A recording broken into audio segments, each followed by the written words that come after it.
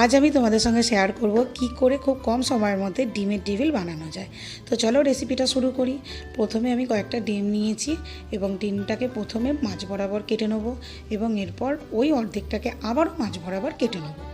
তারপর কাটা হয়ে গেলে আমার একটা ফ্রাইং প্যানের মধ্যে কিছুটা পরিমাণ সর্ষের তেল দিয়ে দেবো। তেলটা একটু গরম হয়ে গেলে ওর মধ্যে দিয়ে দেবো কুচি করে রাখা পেঁয়াজটাকে একটু নেড়ে চেড়ে ভাজা ভাজা করে নিতে হবে। ভাজা ভাজা হয়ে গেলে ওর মধ্যে দিয়ে দেবো কাঁচা লঙ্কার কুচি, দিয়ে দেবো রসুন কুচি ও কিছুটা পরিমাণ আদা কুচি, দিয়ে আবারও কিছুক্ষণ নেড়ে চেড়ে তার মধ্যে দিয়ে দেবো কিছুটা পরিমাণ নুন এবং হলুদ গুঁড়ো, কাশ্মীরি লঙ্কার গুঁড়ো, দিয়ে দেবো কিছুটা পরিমাণ গরম মশলা গুঁড়ো ও গোলমরিচের গুঁড়ো, দিয়ে মশলাটাকে একটু কষিয়ে নিয়ে দিয়ে দেবো আগে থেকে সেদ্ধ করে ম্যাশ করে রাখা আলু দুটো দিয়েছিলাম আমি, দিয়ে ভালো করে মশলা ও আলুটাকে মিক্সড করে নেবো, নিয়ে ওটাকে ঠান্ডা করতে দেবো।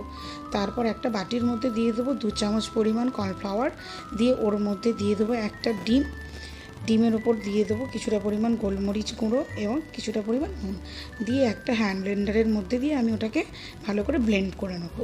তারপর হাতের মধ্যে তেল মেখে কিছুটা পরিমাণ পুর নিয়ে ডিমেরটাকে যে দিকটা কুসুমে থাকবে প্রথমে সেই দিকটা কোট করব, তারপর পিছন দিকটা আলু দিয়ে কোট করে নেবো খুব সুন্দর করে রাউন্ডভাবে নেওয়া হয়ে গেছে দেখো। তারপর প্রথমে আমি ওটাকে কর্নফ্লাওয়ারে চুবিয়ে নেবো এবং তারপর ব্রেড গামসে দেবো, ভালো করে কোট করে নেবো উল্টে পাল্টে।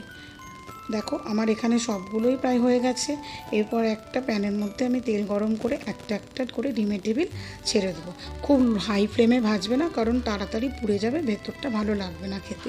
লো ফ্লেমে কিছুক্ষণ ভেজে নেওয়ার পর তুলে নেবো। এটা খেতে সত্যিই খুব দুর্দান্ত হয়। সবসময় তো আমরা অনুষ্ঠান বাড়িতে খাই, বাড়িতেও বানিয়ে খেয়েও একবার। ভিডিওটা ভালো লাগলে অবশ্যই সাবস্ক্রাইব করে দিও।